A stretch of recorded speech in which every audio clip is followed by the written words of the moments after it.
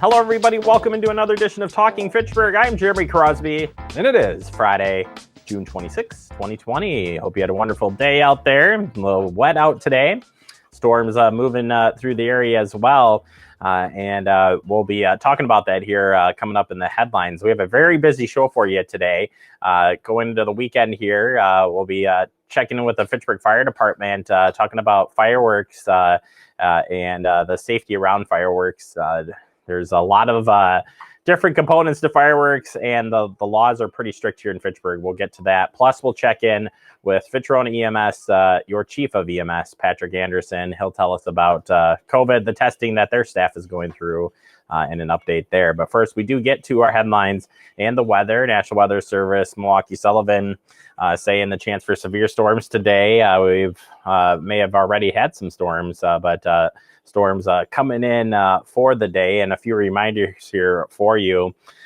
Straight line winds can exceed 100 miles per hour. So you see the tornado pieces in the storms, but we got to be ready for straight line wind gusts and others. Either way, you need to move indoors when it comes to this and avoid being near trees and whatnot. Also, if you're spending time outside, beware of the forecast before heading out.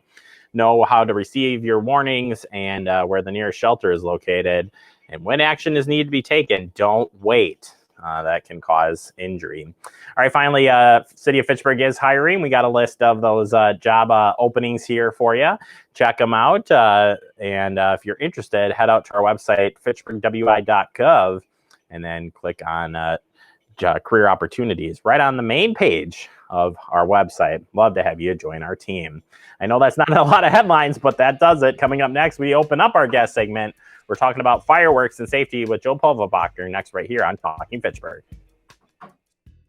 Here are AARP top tips on caregiver preparedness during coronavirus. Form a team that can help with caregiving tasks. Take an inventory of essential supplies in your loved one's home. Make a list of the care recipient's medications. Schedule regular calls to fight isolation. Finally, take care of yourself too. Follow the Centers for Disease Control's guidelines for coronavirus safety. For more caregiving tips, go to aarp.org/caregiving. It takes all of us to slow the spread of the coronavirus, so follow guidance from authorities where you live and stay home unless absolutely necessary. Use a delivery service for essential items like food and medicine. If you must make essential trips, stay 6 feet apart from other people. Wear a cloth face covering and wash your hands for at least 20 seconds as often as possible. Visit Coronavirus.gov for the latest information.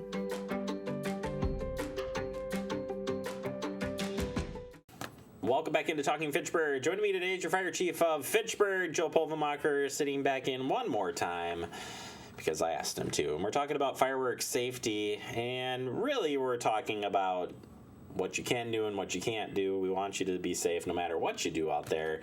But maybe this year presents some unique challenges and some unique opportunities that people may indulge in more of the firework activity. Maybe they won't. I don't know. I'm just speculating here. But as we roll into this time of year, Joe, first and foremost, in the city of Fitchburg, what can people have, which probably can be anything, what can they really do with fireworks? So that is the issue. I mean, the fact that people can go out and they can buy fireworks wherever, depending if they're traveling out of state or in state, there's a number of fireworks stands that will sell you just about anything. Now, as far as what's allowed in the city of Fitchburg, it's not much.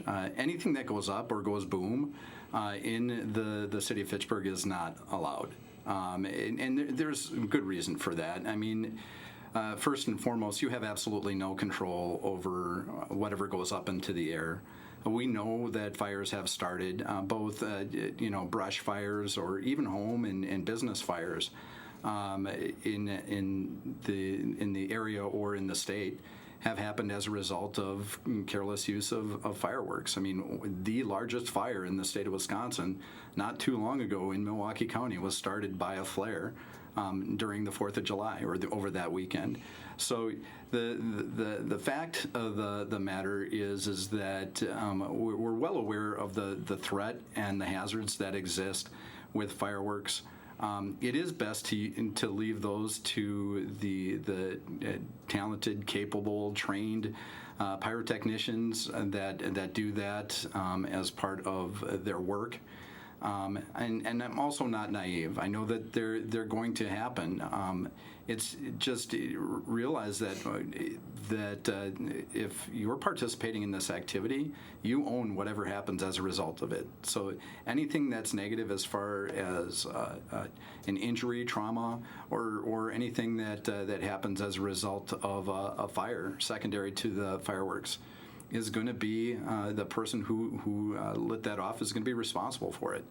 And entering into those risky environments is probably something that people don't necessarily give a lot of thought to until after the fact. Yeah. Safety is, has got to be top priority here. Maybe tell folks what does a professional fireworks company do if they come to Fitchburg? You're going to see this permit come through. Talk about it at that level, because I think it's good to know. There's things I did not know until I started working here on the level of checks that go into. For the city's standpoint, before it's ever even in the control of the people shooting off those displays. Absolutely. There's things that we have to see in advance of authorizing a fireworks show. First of all, we want to know that this company has the requisite training to be able to address certain things. They need to be bonded and insured because things do go wrong during fireworks displays. They have to provide us with their plan, their display plan. It gives us an idea of the types of mortars that they're using and the fallout area. We need to be able to protect the area where those fireworks could eventually end up. We need to monitor the weather. During dry situations, it's just going to contribute to overall fire activity if something lands in an area that is already dry. So that could affect anything from our natural habitat areas to homes. So it's very important for them to be able to reach out to the fire department, to be able to get a better appreciation of what they're going to be doing, the hazards that exist, and give us the ability to be able to pre-plan for it, address our access areas, and to inform our firefighters so that they have a plan in the event that we have to step in. You made me think of a question to ask you. We were in a burn or a fire ban for quite a while here. Maybe we update people where that's at currently in contributing to fireworks and stuff. Where do we stand on that front? And again, the danger of even a sparkler can turn into something. And I know this sounds corny, and I know you've heard it 1,000 times, but until you're that responsible person, whatever that happened, it's gonna change things. People always consider the effects after the fact, and nobody feels smart for being injured by a firework because typically it's something that could have been avoided. So in respect to the dryness, we will continue to monitor DNR requirements and recommendations. It is a day by day. So even though we might have had some rain today, that doesn't mean that tomorrow or the next day we're not going to be in a higher hazard area. So we have to continually monitor what that fire hazard looks like so that we're providing the best possible recommendations from a fire safety standpoint. Something you said in an interview a while back with me about fires is think about the people around you. And I could not think of a better way of saying the same thing here on fireworks. Again, we're not advising anybody to do it. We're not, I'm not trying to wreck anybody's fun, but really think about the people around you that this could affect is big, and maybe you could remind folks of that. Well, I think a lot of people will put themselves in harm's way and accept risk for themselves, but when they start thinking of those around them and what it does, hopefully they're thinking twice about what they're participating in. Because if your own house burns down, it's basically the result of your own activity. But if something happens to your neighbor's property, that's a hard one to live down in a certain respect. And in addition to that, we know that there are a number of people who have medical conditions and even some post-traumatic stress stuff that's happening out there, where fireworks actually contribute to somebody's overall health and well-being. And so we just have to be really certain that whatever we're doing is well communicated, and that risk is it's something that they appreciate and understand. Yeah, I think that's super important right now because, again, we're all at home. Everybody's going to be vigilant as it is. Everybody's a little on edge, given the circumstances, times that we've been going with COVID-19 and more. I think this year I don't know, it just stands out to me like step up the effort and, thank you for what you guys are doing out there. We will continue to keep an eye on it. We will try to monitor whatever we can. We do come in contact with neighbors. We try to control as much as we can. But we need those in the community to be well aware of what they're bringing into the city and how that could affect the livelihoods, not only of themselves, but of those around them. Absolutely. Joe, thank you for the time. Appreciate it. Stay safe out there as always, and we'll get you back in here soon. All right. All right, Joe Polvemacher, your fire chief of the Fitchburg Fire Department, or Fitchburg Fire Rescue. Both would. I like fire rescue. Fire rescue. We don't just respond to fires. You got to say it right in this industry, let me tell you. All right, we'll take a quick break. You are watching Talking Fitchburg. I expected it to be a lot easier. I thought it was going to be a piece of cake. I didn't know what step to take next. I was transitioning from the military. I was a vehicle gunner. An avionics specialist. I was an MP, military police. My friends thought I could do anything. I missed my unit, my family. Playing with my daughter, I felt like a stranger. I was overwhelmed. I couldn't sleep. I just wanted to be by myself. I didn't have a clear sense of what to do next. I was too proud. And then I thought, if I'm going through this, other veterans have gone through it too, Right? I started to open up. And it made a huge difference. So I reached out, and I saw that I wasn't alone. Because before I was able to take on my next mission, I had to take on just taking care of myself. To find purpose. We are not alone. Other veterans have transitioned from the military and overcome mental health challenges. Visit maketheconnection.net. Welcome back into Talking Fitchburg. Joining me this morning from Fitch-Rona EMS, your chief of all EMS, Patrick Anderson. Patrick, how you doing today? I'm good, Jeremy. How are you?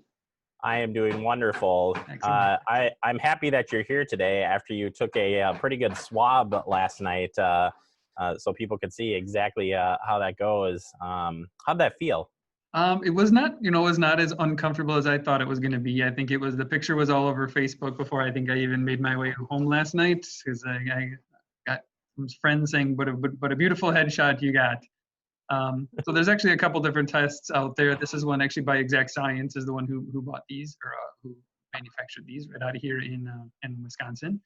So it wasn't as horrible as, again, I anticipated to be. The early tests had a very, very long swab on it, and we said they were reaching back way, touching the adenoids way back in the back of the throat. This one was not as bad.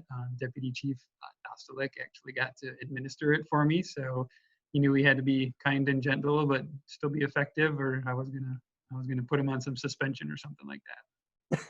I was thinking that he was gonna, no matter what happens here, there's a good phrase for it that I can't say, but basically, yeah, it was could have been a payback moment. Yes, but, what goes around comes around.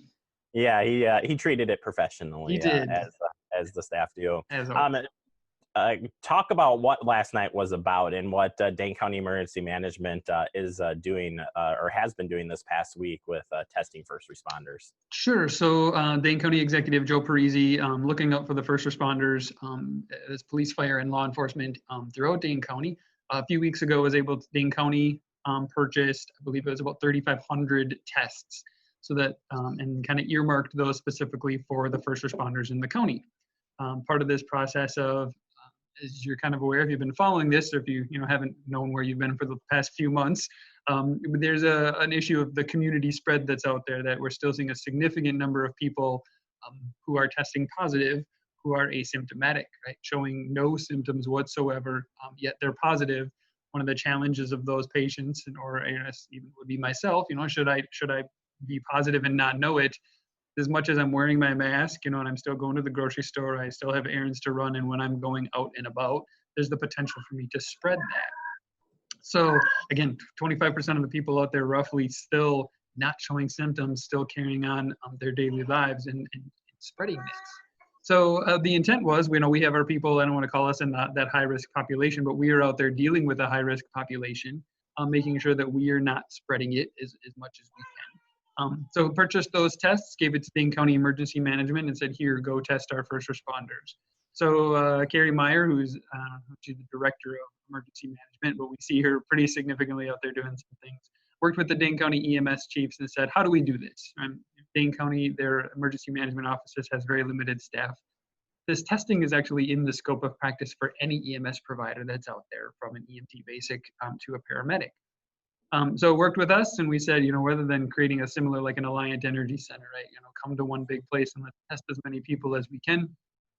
Let's take this out to the communities where our responders are at. So she kind of pulled the services out there and said, we will bring this to you. What they came out with was 10 different sites throughout Dane County, where they are bringing a team of a couple of people from Dane County EMS office out with all the supplies, the equipment, and actually some people from Exact Science have been coming out with that as well to observe the testing and kind of working as advisement. This is a nationwide product study for testing that's out there. So yeah, 10 different sites throughout Dane County. Verona hosted one yesterday. We did it out at the Verona Fire Station. That was a third such testing site. The first one was out at McFarland Fire and EMS. And then I believe the second one was out at DeForest. And then, so now we have us, I'm sorry, not DeForest, Wanakee. And we were the third one last night. So we had 15 people show up, but it's open to, again, law enforcement. It's not open to the public, but any police, fire, and EMS who comes in to get tested and to be screened in about roughly 24 to 48 hours. If the test is positive, we'll hear back. If it's negative, we don't hear anything. They don't need to track those. But it's a great screening tool. As we're dealing with that high-risk population, we are still transporting patients who we know have COVID. And there are a handful of patients. We haven't, fortunately, at least in the Fitchburg, Verona district, haven't had a lot we didn't know prior to making contact with them that subsequently we found out they did have it, but they're still out there. So it was a great thing for the county executive to do to help first responders, a little bit of a peace of mind. This is just, so this was the only, this test for the active disease, the active virus. This is not the antibody test. So that's the blood test that they're still kind of piloting out there. It wasn't that one to say whether you got it or not. And there's still a lot of controversy out there, the efficacy of that test, the reliability of that test. Kind of do some research on it through the CDC. They still haven't kind of nailed that one down yet. Yeah, still coming along. And why is this so important, Patrick, to have these medics get tested? And follow-up question to that would be, if you find out or our medics find out that they had transported a patient with COVID-19, what steps do you take as far as did the medics have to stay off the ambulance for a while? Was there already a lot of protection in place? Kind of break that down for us. Sure. So I'll start with the importance. Why it's important is that we're the ones out there transporting these patients. If you kind of read who's being affected, currently as of yesterday, the county putting out that the biggest rise they're seeing is the 20 to 30-year-olds out there who are either asymptomatic and with no symptoms or very low symptoms. Now that we're heading into summer, and when it's first all popped up there in March, they're flu-like symptoms. So do I have the flu? And that's what many people still had. Do I have the flu, or do I just have a cold? We had to cross through the Wisconsin allergy season. It's always going to be something. So we don't know that we have it. The vulnerable population, right? The very young, the very old, the immunocompromised. I shouldn't say very old, right? Those high-risk patients, we call them comorbid factors, who have underlying disease processes. We transport them. So though we've been taking, back to the first part of what you asked, since this kind of came out in March, we were probably a week or 2 weeks ahead of everybody else watching what was coming down the line. We've been taking the proper precautions. It is almost I would have to say, I would hope it is rare that you would see any one of our providers walk in, if you called an ambulance today, walk into your house and not have a surgical mask on. And I think that's just kind of for the foreseeable future, probably way past even our maybe foreseeable future. That's the way it's going to be. We will at least be walking into a home with a surgical mask, a simple mask on. The 911 center asks questions that kind of are still screening patients that are potentially COVID positive, in which case they put that N95 mask on, just offer some better filtration. But we've been doing that since March on every patient, on every call, regardless if you stubbed your toe or whether you're truly coughing up a bunch of sputum out of your lungs. Because it's back to, we just don't know who has them. There's 25% of that population out there who doesn't know they have this. So for our own protection, we're walking into every home with all of that on. Depending on what our treatment plans are, it could just be a simple mask. We're always wearing gloves. Most of it's going to be a mask and eye protection. We have known patients who are positive. We're doing some advanced procedures such as intubating patients, breathing for patients, providing breathing treatments. All of those things, each one of those steps increases what we wear to the potential of you may see them come into your house with a paper gown on, that high filtration mask, a pair of gloves, a pair of eye goggles on. We're in contact. We don't want you to give it to us. And why we're doing this testing, we don't want to give it to our patients, especially because there's a reason we're there. They're kind of that high risk population. Now, ever since March, we've kind of had this, it's stabilized a little bit, but I swear for about 4 weeks ago, there was this moving target of what are we supposed to do if we're exposed? Kind of changed about every 3 days or so, right? Information is. So it's been pretty good. We've been way since March. It's a back to work policy. It uses what Dane County, Dane County City of Madison Public Health Department has been phenomenal communicating with all of our first responder agencies, has been taking information, a lot of best practices from the Center for Disease Control, the World Health Organization. So essentially our back to work policy is, it depends on another scale out there, their risk of exposure. So depending on what the patient had, depending on that level of, we call PPE, that personal protective equipment, right? Did you have nothing on, right? I'm hoping I've done enough hand slaps, and I think our responders are very aware that they need to have at a minimum that mask on. If they took all the proper precautions and somebody tests positive, it is self-monitoring, right? You can think of, I'd love to be able to say, you transported somebody who was positive. We want to make sure that you don't transmit, you don't catch it. You need to stay at home for 14 days.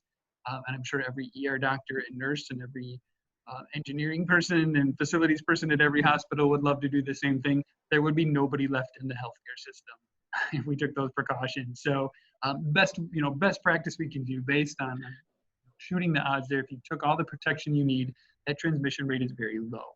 So it is completely self-monitoring. We are still 4 months into this. Every day our crews come in and do a temperature check. Right, check the boxes. I don't have a sore throat. I don't have a headache. Headache is questionable, but right, every day. The headache isn't any worse or better than I have every other day. How about that? But they're coming in and they're doing self-screening. If they have a temperature, they are actually then sent home, or we send them in for testing. So then this is that test for that active, they'll either go to the Alliant Energy Center. Most of them are following up with our primary care physicians.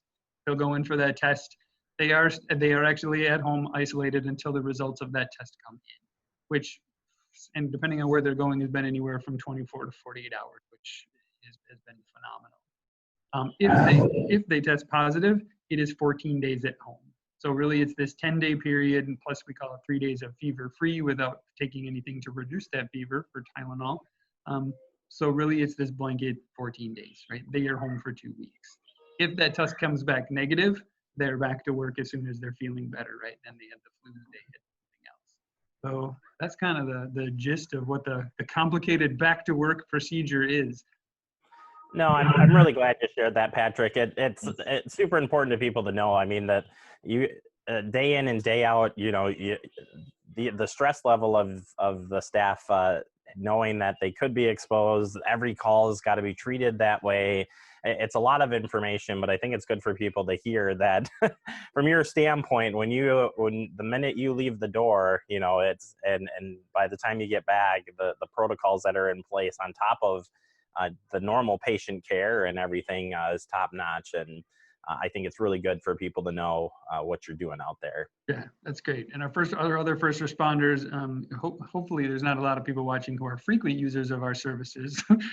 If they are, nice to meet you, right? Here's the face to the name. But for anybody who has ever called an ambulance before, or even now, depending on how sick you are, you still may see a police officer, you see a fire engine, in addition to your ambulance. Right? We're trying to get the right resources, the number of people very quickly to see you. COVID has changed things. We are trying to reduce the number of potential exposures that our responders are exposed to, as you can imagine, especially in the back of a fire apparatus. Anywhere between 4 to 6 people in any one of those fire apparatus in a very tightly confined space. Hopefully not all hacking up along or coughing on each other, but we know this is spread via droplet. They're closer than 6 feet together, right? They have to be in the back of that apparatus. I know they're trying to wear masks. But you can imagine, right, we get one of those people exposed to COVID, the potential for 5 other people or 3 other people to catch this. You've now taken out an entire shift of fire responders. City of Madison, right, not that it's not important that the City of Madison has 14 stations. The 14 station, City of Madison can take a hit, right? They can take out a station of crews. They have people to fill it. City of Fitchburg does not. City of Verona does not. Many of these volunteer smaller communities absolutely cannot afford to lose 4 to 6 firefighters all in one hit like that. So we're trying to do the same thing with the law enforcement officers, right? Especially with the current events that are going on now with the civil unrest. We can't afford to lose those responders. Absolutely, if they're sick, they stay home. So we try to reduce that exposure. So you may see, right, we've been doing this for months now, you may see that fire apparatus pull up and they stay in their truck. Or the ambulance pulls up and the fire apparatus pulls up and you just see one ambulance provider go in, or you see the 2 ambulance providers go in. We're in radio contact with them saying, this is what I need. Everybody needs to come in. Or in event of a cardiac arrest, we're going. First person there's going in, right? We take the appropriate precautions, but we're going in. Our number one job is to keep people safe. That's what we're going to do. But if it's a low acuity type thing, right? My foot hurts.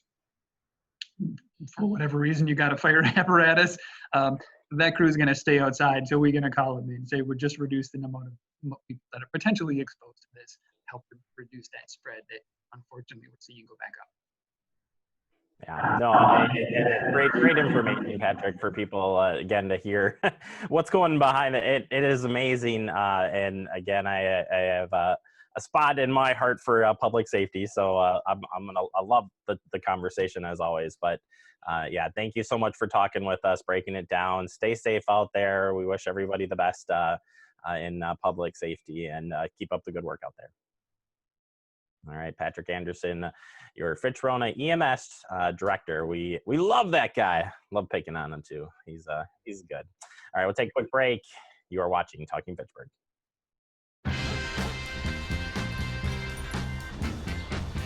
When we adopt a shelter pet, we discover they're a unique mix of all kinds of things. Come on, Drew, spot on this last one. There it is.